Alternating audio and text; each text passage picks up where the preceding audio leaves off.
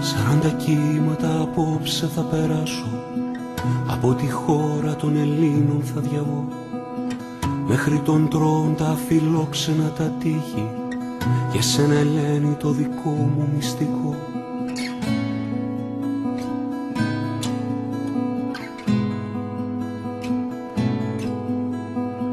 Σαν ηλιαχτίδα μες στα μάτια σου θα πέσω, να σε ξυπνήσω από τον ύπνο το βαθύ, και τη ζωή μου σαν νερό θα αναταράξω, να δω τους κύκλους της να σπάνε τη σιωπή. Για σένα Ελένη, για σένα Ελένη.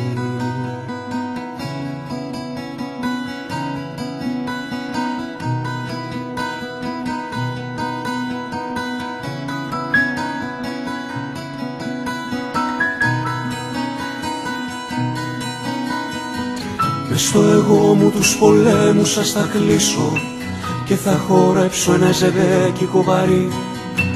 Θα διαλυθώ, θα γίνω σκόνη να καθίσω, πάνω στου κόσμου το ατσάλινο σπαθί.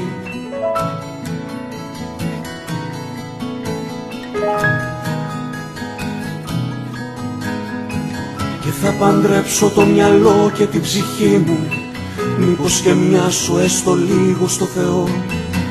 Μέσα στις χούφτες μου θα κλείσω τα καρφιά τους, θα πάρω φόρα και θα πέσω στο κενό. Για σένα Ελένη, για σένα Ελένη.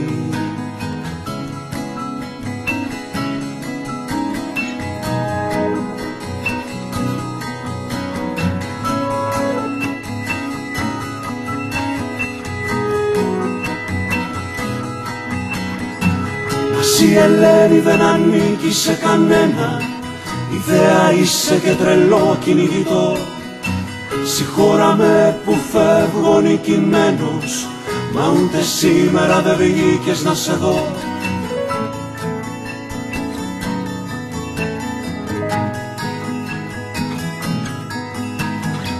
Και δεν μ' αρέσει να μου λένε τι να κάνω, κι ούτε γουστάρω τα παιχνίδια σας αυτά.